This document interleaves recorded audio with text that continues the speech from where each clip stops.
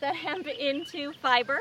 But before we get into all that, before I pass it off to Megan, let us know in the comments, like always, where you're watching from. Ask any questions you have. I'll be looking and asking them as they pop up. And while you're thinking of your questions, I'm going to hand it over to Megan, and she's going to tell us a little bit more about the Pioneer Farm, since some of you may not have been down here at the Pioneer Farm before. So tell us, what is the Pioneer Farm, Megan? How do we get down here, and what can we see when we come down here this summer? The Pioneer Farm's a little bit of a hidden gem at the estate. We're all the way down by the Potomac River, close to the wharf.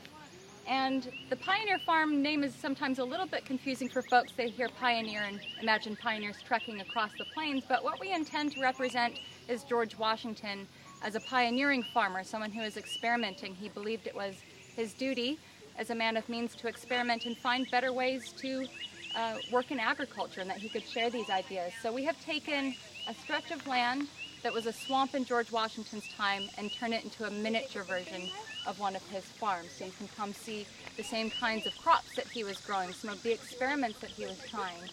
Certain times of day, certain times of year. You can also see members of our livestock team, such as our team of oxen down here with Steve and Megan this morning. These are oxen in training, and they will help to manage the site as it would have been done in George Washington's time. We are open at the Pioneer Farm from April through October, staff. So here in the summertime you can come to visit to see treadings with horses working on wheat in George Washington's treading barn of his own invention. And you can also, as we're able to do, textiles demonstrations, things like the hemp work that we're talking about this morning. But come in other parts of the year and you'll see other seasonal activities too.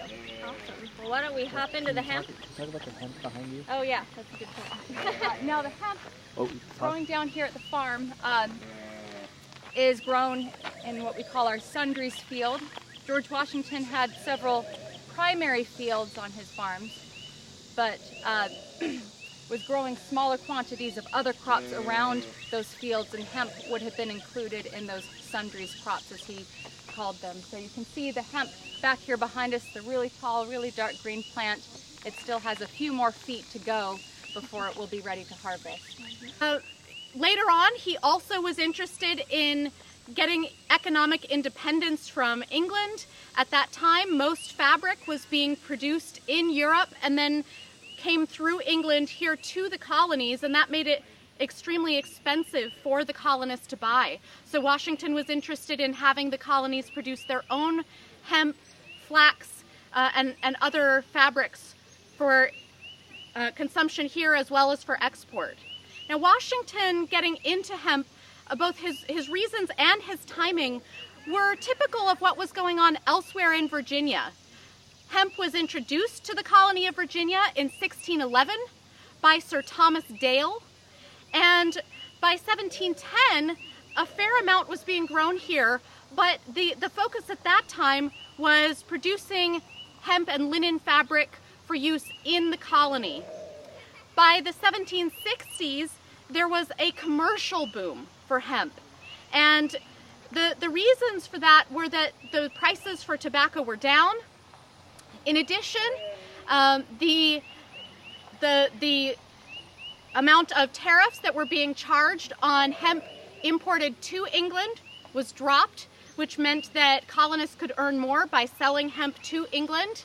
Also, the government of England and a number of colonial governments in Virginia were offering bounties for any hemp that was produced here to be sold and exported.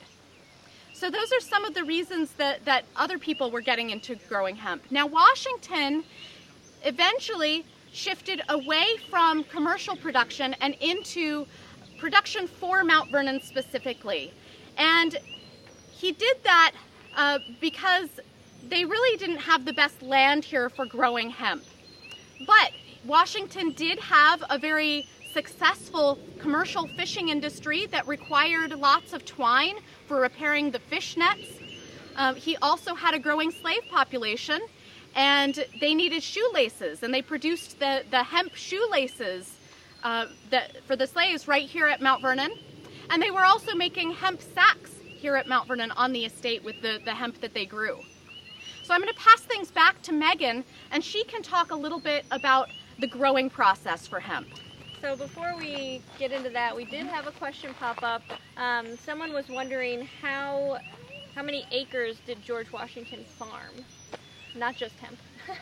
For total farming, well, the estate itself in total was 8,000 acres by the time he died, but not all of it was cultivated. He was working with about 3,200 acres of cultivated farmland on 4 separate properties surrounding the main house. Nice. Cool. Okay. Continue. All right. Now, to grow hemp, like tobacco, it can grow in many different types of soil, but you need the right kind of soil to produce a really good crop. So here in this area of Virginia, it does all right, but there are certain areas, especially out towards the Shenandoah Valley, where the soil and the climate are much better, and the hemp can grow to be even up to 14 feet tall in those areas. But the better the soil, the better the plant, it will be taller. Poor plants in poor soil will also have more bark, more wood, and it will be harder to separate the fibers. So ideal growing conditions and ideal soil are important. So Washington and other hemp farmers are trying to fertilize their hemp fields whenever possible. The growing season for hemp, or I should say the sowing season for hemp, actually has a fairly long window. You can plant hemp at the later end of March up through the end of June. And that's got some advantages, because if you plant early on and it doesn't germinate properly, it doesn't really take, you can replant if needed. But it tends to work best to plant earlier on in the season. That will produce a healthier plant with fibers easier to separate from the stalk. So our hemp here in this field was planted at the beginning of April. The growing season is about 13 to 15 weeks, so hopefully this may be ready by the end of this month, perhaps a little bit longer, but other times it can take up until October before it's ready to harvest, although this crop probably won't take that long. And we had another question from Dexter, and you might end up touching on this, but he said, are you looking at some of the varieties of hemp Washington might have grown, i.e. hemp for rope, fiber, etc.? Yes, so we are growing industrial hemp, which is grown specifically for making things like rope, twine for repairs to fishing nets, and the shoe twine like Sarah Marie mentioned as well. There were different strains, different types of hemp. One that Washington references in his letters is India hemp that we're trying to grow here. Gotcha. Very good. Now, preparing the hemp field is also very important. It usually requires several plowing sessions. You'll start doing that in the fall. In the winter time, another plowing session a few days before it's planted. And then a harrow is also pulled through the field so that it helps to pulverize the soil, and it provides a smoother surface, which will mean more even seed distribution. So as it begins to grow, it can actually grow very rapidly. It tends to germinate within a week of planting, and it can grow at sometimes in some stretches about 5 to 6 inches in a day. Pretty incredible. Yeah. When it's starting to get to the point where it's ripening, it's nearing harvest time, we will see the stalks begin to yellow from the bottom. The leaves will kind of start to wither and fall off. And for harvesting, we try not to cut the plant. Cutting it is a little bit faster, but what that means is that by cutting it off towards the bottom, you're losing a few inches of valuable fibers, so it all depends on whether or not... Oh, thank good, you, we have an Sammy. example.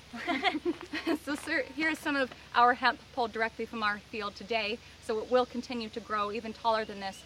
We're hoping for at least 8 to 10 feet by the time it's ready.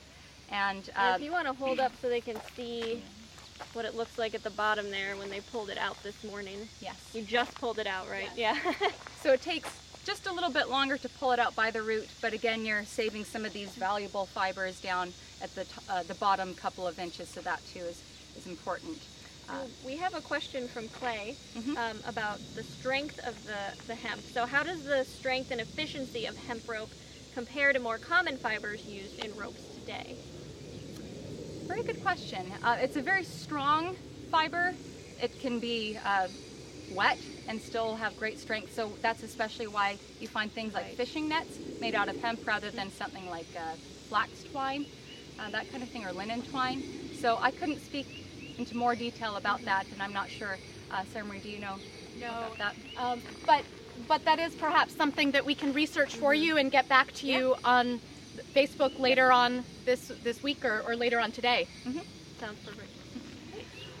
So now we have the hemp harvested, uprooted, and they usually measured yields in broken hemp, and we'll get to the breaking process. Broken hemp referred to the hemp after it had been broken so that the fibers were released from the stalk, and Sarah Marie will talk about that shortly. But Thomas Jefferson wrote more in his area down towards Charlottesville that tolerable ground tended to produce about 500 pounds an acre, and that you could usually depend on about 100 pounds for every foot over 4 feet that the hemp has grown tall. Crazy. And by the middle of the 18th century, Virginia alone was producing and growing about 12,000 acres of hemp. And from the period of about 1765 to 1783, Virginia was actually the #1 producer of hemp in North America. What's interesting though is that even though we were the highest producer, a bit of it was going to export to England, but most of it was being used right here in the colonies. And it carried about a quarter of the worth of tobacco at the time. Can I ask another question? Sure. Or if somebody else has a question that I'd like to ask. Corey asked, wasn't it the enslaved community that was doing the planting and the tending of the hemp? And I think Sarah Marie touched on it, but if you just want to talk about the enslaved community that would have been here at that time. Sure, yes. So this work would have all been done by enslaved workers. Washington assigned slaves to live at whichever part of the estate they worked on because the plantation was so large. So there would have been designated work groups on those outlying properties. What we found towards the end of Washington's life is that it was primarily women and teenagers doing field work. Many of the men, these enslaved workers, were trained in different types of skilled jobs, and that usually required them to live quite close to the mansion house, but you still found a mixture of both. Got it. And I'm going to cut in here and do a little interjection.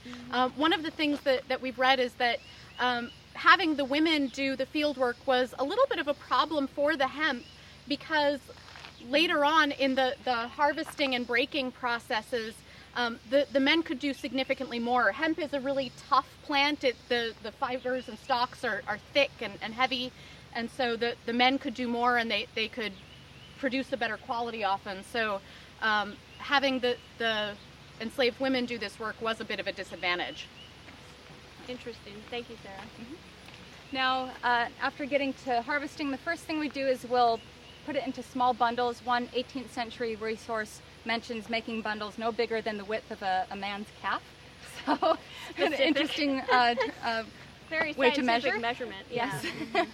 So very small bundles, and then it's set up to dry. You can either stand it up in shocks in the field, or you can lay it against a fence so that the sun can dry it. As that's happening, it will turn a golden color. And every once in a while, we'll go to check those bundles, and we'll kind of pull what has been bundled in the center to the outside so that the sun can get to that as well. So we want to make sure that's nice and yellowed and dried all the way through. We did that last fall. So this is the second year that we're growing hemp at Mount Vernon. So what Sarah and Sam are going to be showing you is the hemp that we grew last year, that some of you may have seen that Facebook Live, and you were like, what's going to happen to it? Well, we're about to go there. So, yes. Yep. So I actually now will turn it over to my colleague to talk about the remainder of the processing of the hemp once it has been dried in the sun. So we're going to come over by our boat shelter and see our equipment. It's a different quality of hemp, and so you had to specify when you sold your hemp which style of retting you used. We know that George Washington liked to use what was called water retting, which meant that typically you would have a pond, a river, or a stream. One method that a lot of people use for water retting is they'd have their stream and then they'd dig a large pond just beside it with a trench that could feed water in and a trench that at the back that would release the water after each batch of hemp was retted. And so you would put about an acre's worth of hemp into a pond that was about 40 feet long, 6 feet wide, and 4 feet deep, and let it sit for about 4 to 6 days. And what's happening during that retting time is that the fibers are separating from the woody bark, which is on the outside of the stem, and they're separating from the woody center of the plant. So if we have a stalk of hemp and we start to break it apart here, the bark is a little bit hard to see, but that's this stuff right here. The fibers are coming up along the outside, and then there's that woody core in the middle. And we're trying to get rid of both the core and the bark that surrounds. So the retting process is going to liquefy the gum that holds the fibers to the woody parts of the plant. Once the hemp was retted, then it would be dried against a fence in the sun, and then you would be ready to break the hemp. This is called a hand break, and I'm going to have Sam demonstrate for you how it works. That's because they brought the man out to do this. Yes, so as we mentioned, the breaking was better done by men.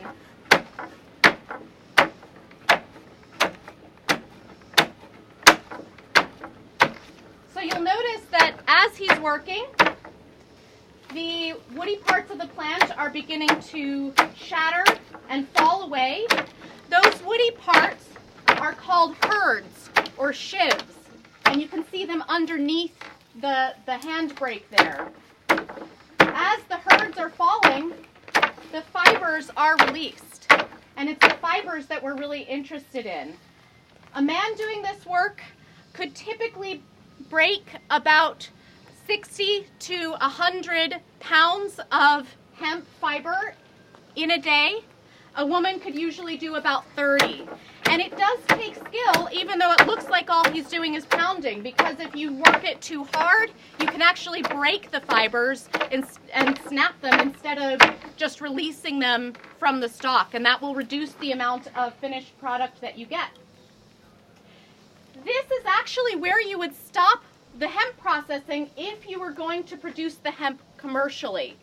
So if you were selling it to England, for example, you would take these broken fibers, you would stretch them a bit, and then you would twist them into a small bundle called a hand. And those bundles could either be tied together and sold, or they could be packaged in barrels, or they could be packaged in bales, and that would be sent to England. Here at Mount Vernon, though, we know that they were continuing the next few steps of processing the hemp. And so Megan is going to do the step that would follow. And this is called scutching. Scutching is an old word for scraping. And so she's got her scutching board and her scutching knife, and she's going to scrape any bits of the herds that are still clinging to the fibers. She's also going to soften the fibers up and separate them from one another. And then the last step in processing the hemp fibers before they could be spun into twine or thread was called hackling or heckling. And we have this very scary tool here called a pair of hackles that would be used for the process. Should we bring that forward? Sure. Front and center. Let's get it stable. Back this way some, so that they can get it in shot. There we go. Is that all right? We got it. All right. So with hackling, you're basically combing the fibers out. Now, you notice that the stalks of hemp are 10 to 14 feet high if you're lucky. But the fibers that we get won't be nearly that long because hemp is somewhat brittle. And so the finished fibers that we get will probably be about this long, maybe a foot, maybe a little bit shorter. Super. And we have a question while you're heckling, Megan. Joe would like to know if the hemp Washington produced, was it exclusively used at Mount Vernon, or was it a cash crop that he sold and traded? That changed over the years. Originally he was selling it, but he decided that it was not cost effective for him to do that long term. As Megan mentioned earlier, he didn't have the best quality soil here at Mount Vernon. And The tobacco or the hemp boom that I mentioned earlier in the 1760s, that faded by the end of the Revolutionary War. So prices were down. But for Washington, it was still cost effective to produce the fishnet twine for repairing the fishnets. They're not actually producing the original fishnets here. They're buying them. And then they were continuing to produce sacks and twine in-house. Gotcha. And we have another question that we might not be able to answer right now, but maybe for later. If hemp nets were used versus the synthetic nets currently in use, would we have the ecological, biological issues we're having today with wildlife, or would hemp nets eventually rot instead of floating around in the ocean? Or also, do hemp nets float or sink? I don't know if we know any of that, but throwing it out there. We know the Oh, all right. What we do know about the nets, in order to be deployed out into the river, they have cork across the top, sinkers on the bottom. There's a long hemp hauling rope attached. But as far as from an ecological standpoint, it's a natural fiber. If it does break down, it's going to completely disintegrate out in the rivers and out ultimately into the oceans. The synthetic nets that we have, they're going to last, some I've heard, like thousands of years for them to break down. So in the big picture, having natural nets like this, probably better for the environment ecologically speaking. Was there another part of the question? Do the hemp float or sink? There we go. They will float until you put sinkers on them, but so cork, sinkers, and you're ready to start catching fish. Very interesting. And then we have another question from Chanel. Did the farm production stop after the death of Washington or of his wife? It did significantly cut down. When Washington passed away, he had no children of his own, and so he split his land, and the split was supposed to take place after Martha's death, between three nephews. One of them sold the land fairly quickly. One of them mostly just received the mansion house and used that as a summer home. One of them continued to farm but went back to tobacco production and began to lose money, and so eventually he sold his property as well. Gotcha. And then we have a question from Amy. How long would it take to process all of the hemp crop? We have records from Washington's diary entries of different types of hemp work, and then of course also preparation of the fields in all times of the year, in the months of January, May, October. So it's some step or another is taking place almost year round. Oh, excuse me, sorry. I know I'm not on the shot. It's fine. I'm not important here. I'll just be voice off camera. We had another question from Sean. How much would President Washington make in a year selling hemp? It's another crazy question. It's hard to know because he really... And even most Americans were, especially here in Virginia, but really any colony and then state that was producing hemp was mostly keeping it here in America. Even though we were still exporting a bit to England, the majority of it was staying here, and people were producing it for themselves. There were rope walks in Virginia, producing rope, so it doesn't mean that just because it wasn't being exported to another country that it was not being sold, but we can't say for sure right now what George Washington was ever making from it when he tried to sell it. No. Got it. Good question. Yeah. And then Dexter, we have another question that somebody may have just joined and not heard the answer to, but what was the hemp primarily used for? Just a reminder. The biggest use would have been making twine to repair the fish nets for Washington's fishing industry. So they were pulling in 1 million to 1.5 million shad and herring in March and April each year. Got it. And I think those are the questions for now. Did you guys want to show the finished Yes, product? absolutely. So if you come over here, pan over this direction. These are the finished fibers, and as I mentioned before, they're a lot shorter than the stalk would lead you to believe. This is the type of material that you could get from hemp. It would be used for rough clothing, or it could be used for sacking, and we do have specific records of an enslaved woman named Alice who both repaired and stitched sacks here at Mount Vernon. And then it could be made into twine.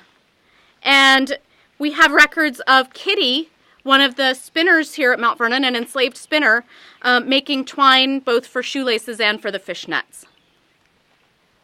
Very cool. All right. And just a reminder of when we can come see you guys doing the fiber demonstrations down at the Pioneer Farm. Yes, so we'll be doing them all summer long as staffing allows. Nice. So the site is open from 9 to 5 every day through the end of October, from April 1st to October 31st. Awesome. Well, thank you guys so much for joining us today and teaching us all about hemp.